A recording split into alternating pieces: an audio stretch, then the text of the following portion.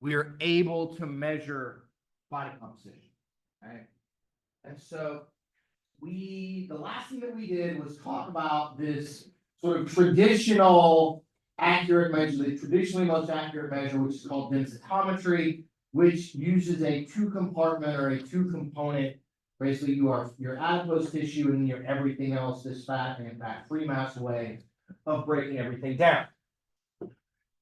Much more recently, okay, in the last, say, 20 years or so, maybe 30 years, what we've done basically is figure out how to measure much more accurately the components of the fat-free mass that are down here, okay? And so we can use high-resolution imaging, we can use ways to try to quantify body water and those things to figure out in the fat-free mass, how much bone do you have, how much bone mineral do you have, how much water, how much muscle, how much protein, because then that gives us a much more accurate estimation of actual body composition, okay? And it also realistically gives us much more clinically meaningful information. If we know you have not enough muscle, too much bone, and you can't really have too much bone, but you know, we can learn some things about all of this, okay? And so what they developed out of all of this was something called a four-component or a four-compartment model, which looks a lot, which is basically this thing right here, where you're going to have, okay, fat mass, body water, protein, which is mostly what, you know, going to be in the muscles, and then minerals in this way, okay? And we're not going to really go into, but you do this really accurate four-component model by doing a combination of multiple other things, okay? It has become sort of outrageously expensive to do this because the way we used to measure total body water was through something called deuterium dilution. Anybody remember what deuterium is? It's radioactive water, okay? And it is now weirdly a thing that when you drill for oil and natural gas and those things, you can actually find it when you do all of that. Now all the oil and natural gas companies own it. So guess what they've done to the price of buying the deuterium? Yes, it's going way up. And so you can do it with biological impedance. You can estimate water. It's not quite as accurate. Basically, you drink the radioactive water, and then we collect your urine for 2 weeks, and you look at how the isotope, and it's not a harmful kind of radiation, how it's sort of like being radio labeled, how that would sort of come out over 2 weeks in your urine, and we can use that to estimate your total body water. Okay, we're not going to get into it, but it's a combination of things. So this is the most accurate kind of thing that we can do. The only way we can get close to this now is by taking an MRI. Okay, it's by taking an MRI, and I'll show you guys this. But that's what we're trying to get at, is how we in essence split everything up. Okay, you've got mineral and bones, protein and muscle, fat and adipose tissue, water here. And we use basically on all of this a similar equation to our two-component model. You don't have to know this equation. I just want to show it to you in case you ever encounter these things. But it's basically we get a body density from underwater weight, we get water from biological impedance or deuterium dilution, right? We're going to be able to measure muscle from a DEXA scan, okay? And then you plug all of this in, we get a percent body fat. Okay. That's how we're gonna get this really accurate sort of measure.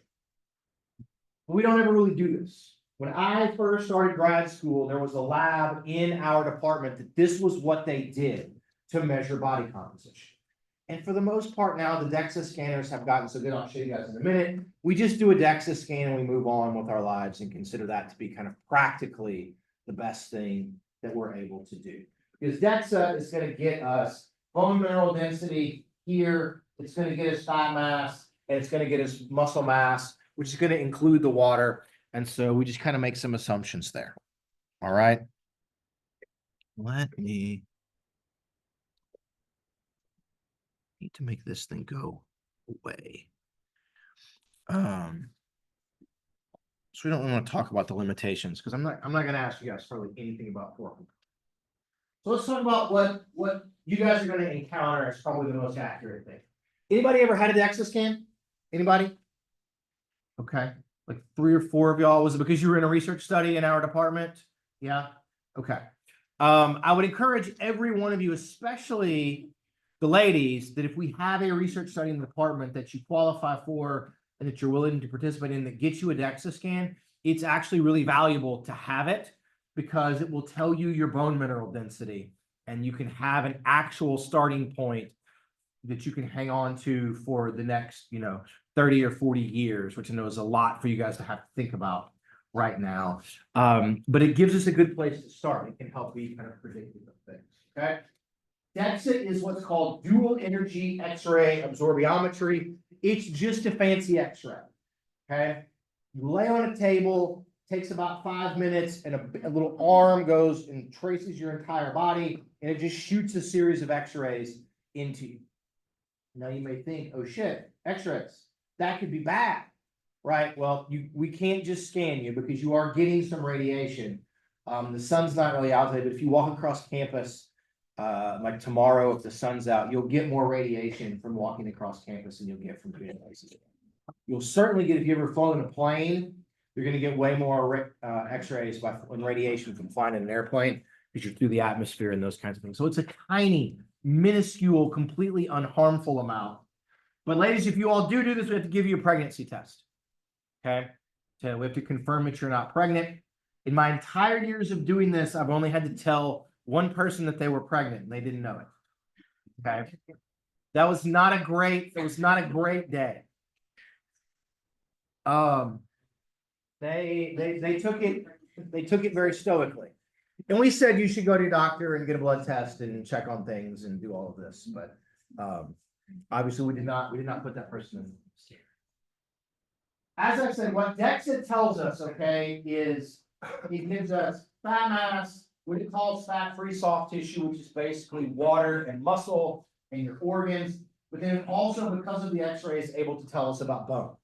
And that's the really extra valuable piece, aside from it being very accurate in its estimation of fat and fat-free mass, it also gets us bone mineral density. Okay, so very good agreement between percent fat with DEXA and percent fat from the kind of gold standard 4-component models in those ways. Okay, it also lets us estimate muscle mass in your arms, in your trunk, in your legs, individual parts of the arm, like the whole kind of thing. Okay. And so I'll show you guys in a picture what this looks like and how we can arrive at these things. Here's a sort of picture from I think it's from GE's website of the DEXA scanner. You lay down. Oh, sorry, this is a Hologic one. But it slides across you, it goes backwards and forwards, and it creates a picture that looks like this. Okay. And so in this one, I know it's kind of hard for you guys to see, but you can see the skeleton really clearly, where there is the highest amount of calcium in the bones. The bones are going to appear the brightest. Okay. We're very, very interested when you do these things on sort of right here in the hips, okay, in the low back, in your vertebrae. And then if we want to, you can see, like, look at your hands, see how not light the hands are, but how bright, right, these things are. Why would your hands not have as much bone mineral density as, say, your femur, your feet, other places, even your hips? Not carrying your weight. They don't carry your weight, Joey. Don't take as much impact. Okay. Bone. Did you guys learn about in either anatomy or human phys about something called Wolff's Law? Right. It's basically progressive overload. It's the same idea, right? That the bones, you have to sort of slightly bend and torque the bones to stimulate osteoblasts to put down more calcium into your bones. And so the bones that bear the greatest load, or that when I do a squat, right, my femur is getting bent as I do the squat. If I told you every time we broke the spinal cord injured dude's femur, we were exercising him, we broke his femur. We were in a room next to an MRI machine, so we just threw him in and confirmed that his femur was broken. So if you have low bone mineral density because you do not load the bones, it's very easy. Anybody broken a finger? Okay, with me? Yep, right here. I broke a finger playing intramural softball when I was a professor in my first job. I caught a ball, I went to tag a guy, he kicked the glove, and my thumb got caught behind the ball, and it went this way, and I pulled the tendon, pulled off of the bone and pulled a piece of the bone off. It's called an avulsion fracture. They told me it'll be fine in 6 weeks, and it was more like 13 if I could get out of the stupid cast. But I still can't like move my thumb all the way. You don't do that in your femur because it loads. You don't load your fingers very, very often. Okay. And so you can look at all of these. This is a person that has very kind of relatively high bone mineral density. You can see their knees, their ankles, and right these kind of places. Now you all will note here, right, even in the fibula, which I could break pretty much everybody in here's fibula if I just kicked you. Okay. Not because it lacks density, because it's just, I mean, it's like, it's tiny. It's just a little tiny, a little baby bone that's going to be in there. Okay. Okay. So this is going to show you when you zoom in on things, right? And if you look at this, you can kind of see, I call this almost like this ghosting effect, where you can see the outline of where their thighs are, and their calves, right, and around their torso. That is going to be that kind of back shadowing. That is where muscle and adipose tissue are.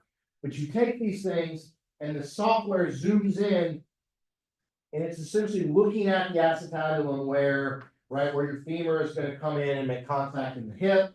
We're looking at lumbar in the spine and all of these things, especially as we age. These are going to be areas where having sufficient bone mineral density is going to be really, really important. Okay. Okay. DEX is relatively practical. It's relatively widespread. We have 2 DEXA scanners in our department. The athletic department has their own DEXA scanner. Most kinesiology departments at fairly research intensive institutions have a DEXA scanner now. Okay. A better way to do it, but completely infeasible and impractical way to get the best estimate probably of body composition that we can, is to do MRI, to do a magnetic resonance imaging. Okay. We would put you in the scanner and then just take a series of slices, because what the MRI does is it takes a picture in a slice, and we just go all the way up and down your body. If we did that, you'd be in the magnet for like 4 hours. Okay, for about 4 hours. Part of my dissertation, we would scan from the top of the patella up to the head of the femur. It took about 40 minutes or so to do a series of scans just here. So you're going to get the whole body. Okay.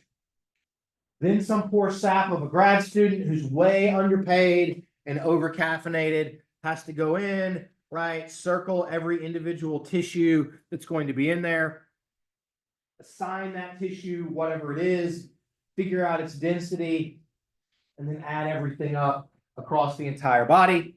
And you can get a really, really accurate picture of what's going on. But it takes, I mean, it would take 6 months to do a full body, like a full body MRI analysis on an individual person. Okay. It's really, really infeasible. So what people will do is something that looks like this. And this is taken from a study, I think this was published in the mid-90s, but it was one of the first studies where they put people in a 500 calorie deficit, okay, over the course of, I think it was 6 months, okay, 500 calories a day of deficit.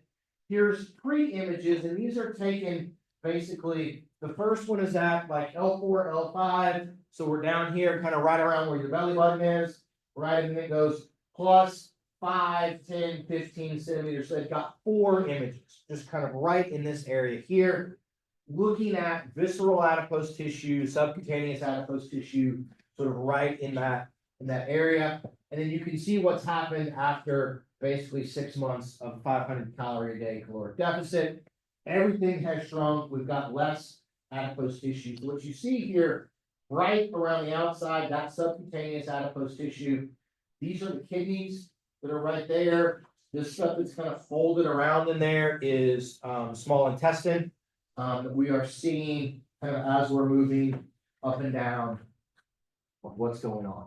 Okay. So some poor grad student has to circle all of this and assign different things, and then you quantify out like how much is it up, how much is it down, how much muscle has changed, how much is the size of the liver or the kidneys or whatever it is that's changed. Very, very, very hyper accurate, incredibly time consuming, and so therefore incredibly infeasible.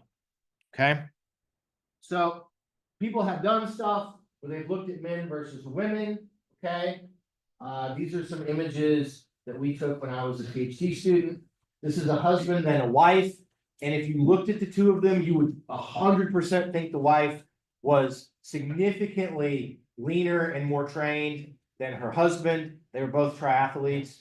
But you can see, right, these are at the same location. Notice how this is, you're looking up through the person's feet, basically no subcutaneous adipose tissue out along the lateralis in the man, okay? And then you can see here in the woman, we've got more.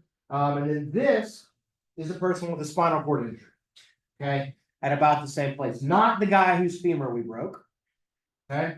But someone else. And so you will note, right, just how much muscle mass declines, how much greater subcutaneous adipose tissue becomes, and just in general, how much smaller the legs are getting as we do all of this, okay?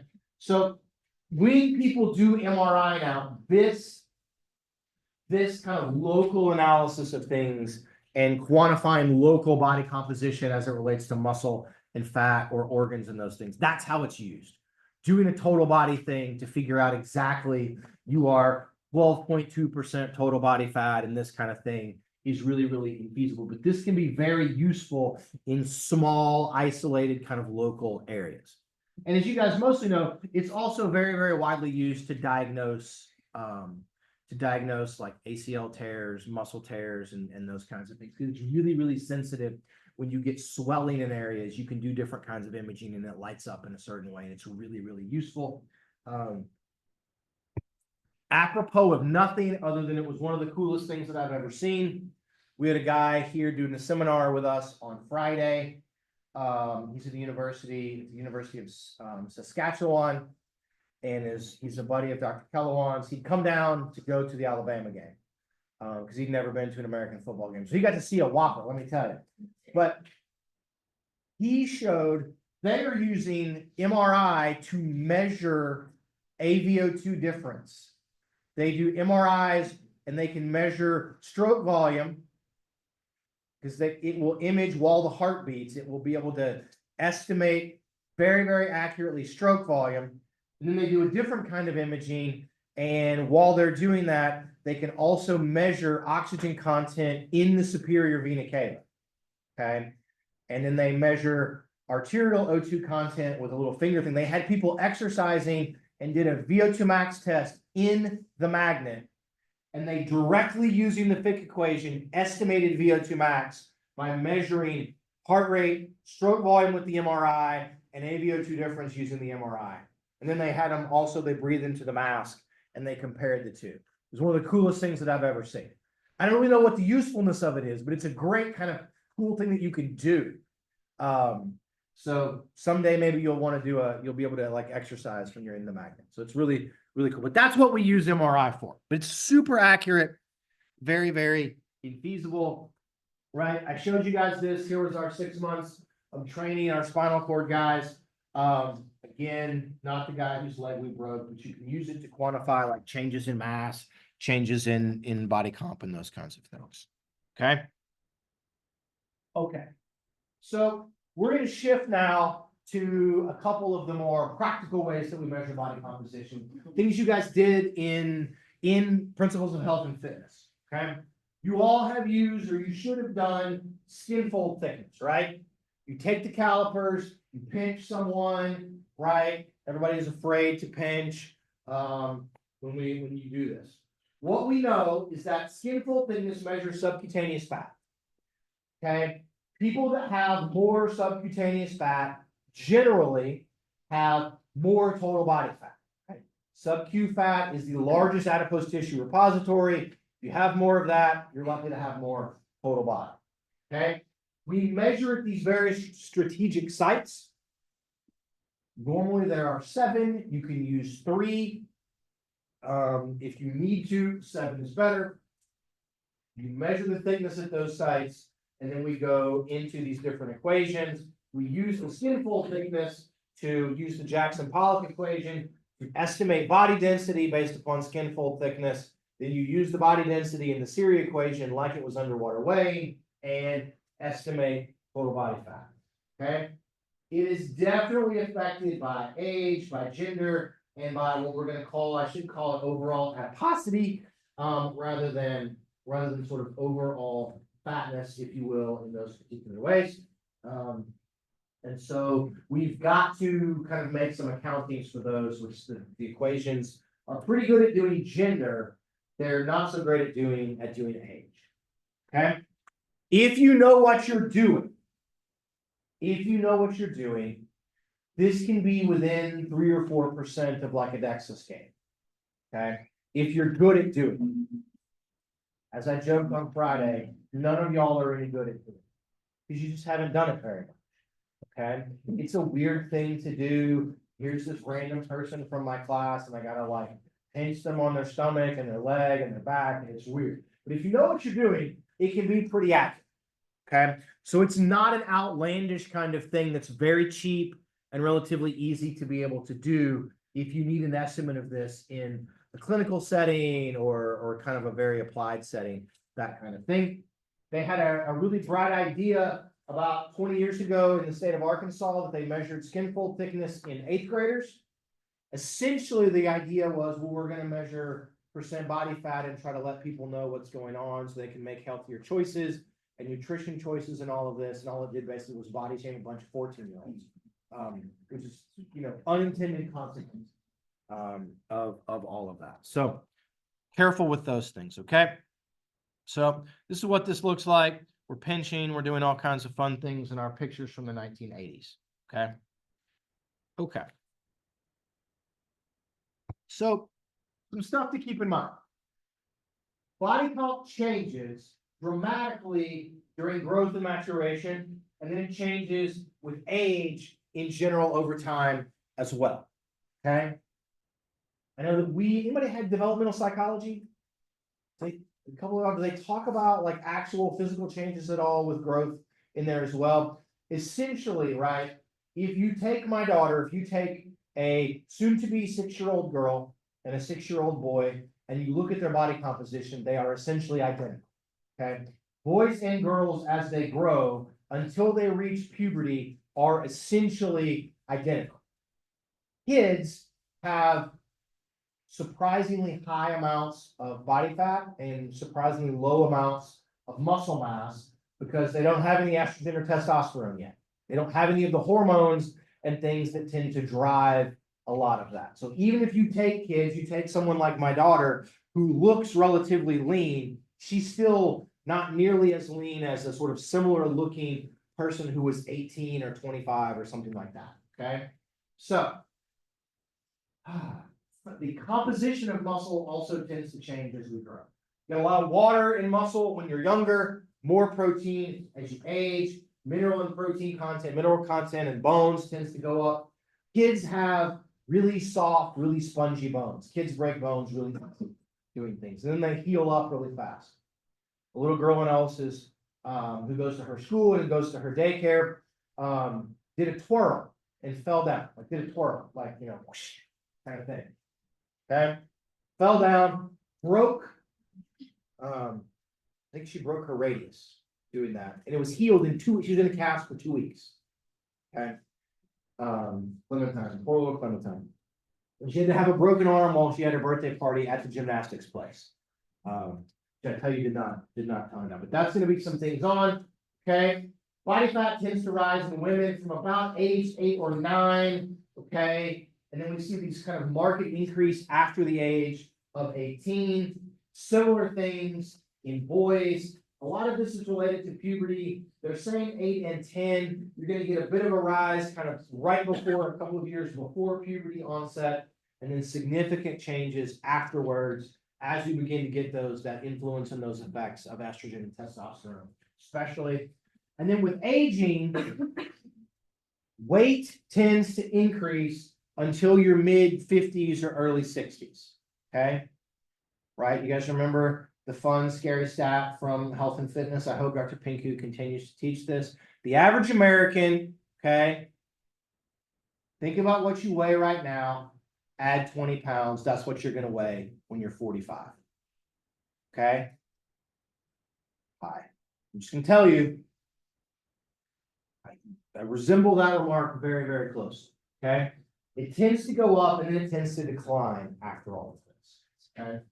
And as your weight may go up, body fat tends to go up and muscle mass tends to go down. After the age of 65, there tends to be, even though weight is going down, there tends to be an even more precipitous decline in muscle mass and in women in bone mineral density as well. Okay. There's this big decline.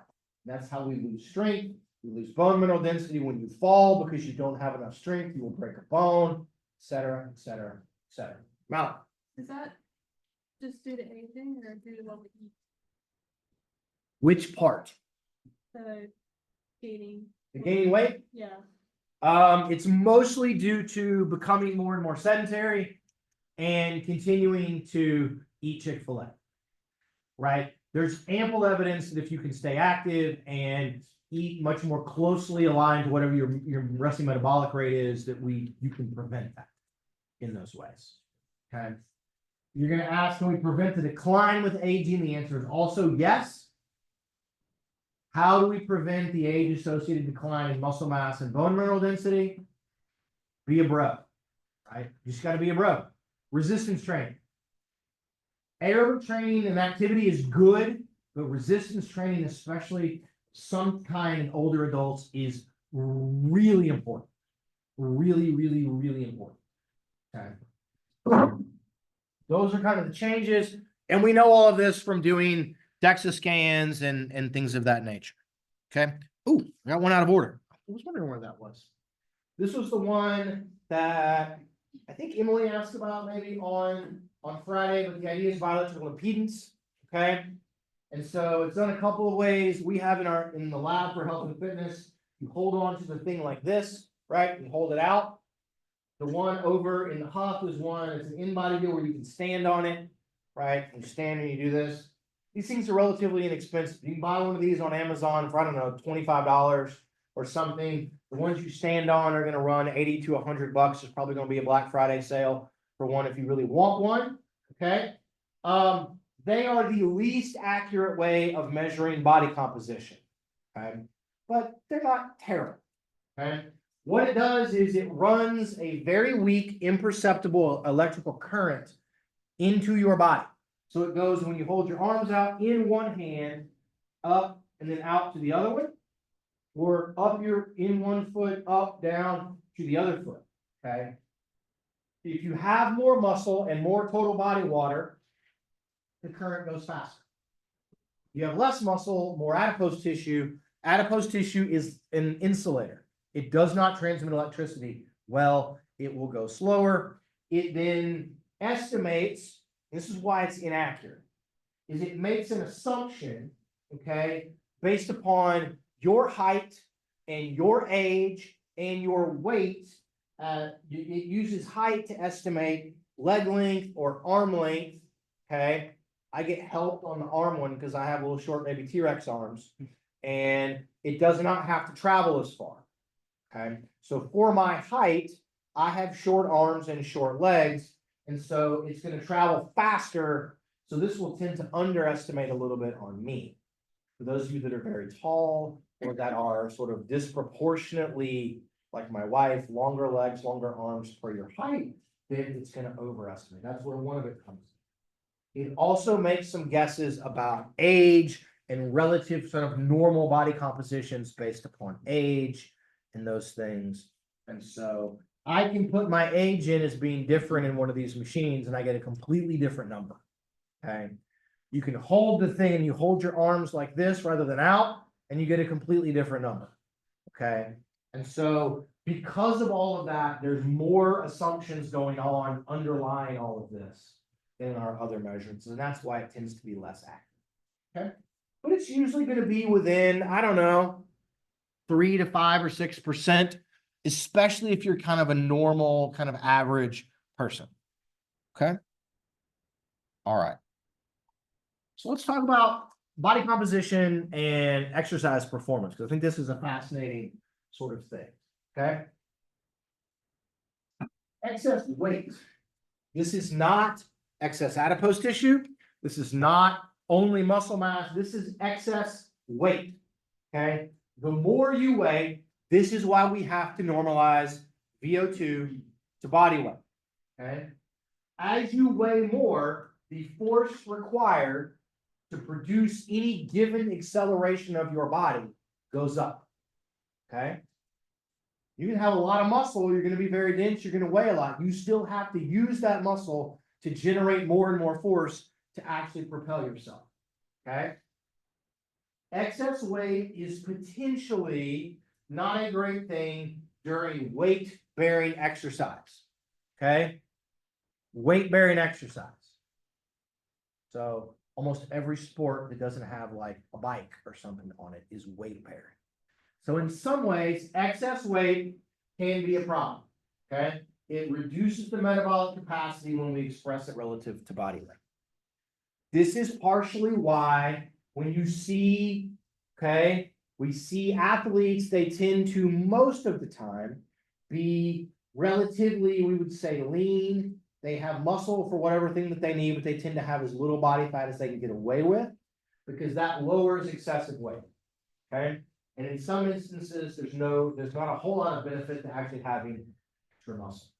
Okay, so we got to be careful about as we weigh more, even if it's muscle or water, we still have to move that stuff around. Okay. Are there instances where there is an advantage of being lean, having low subcutaneous body fat?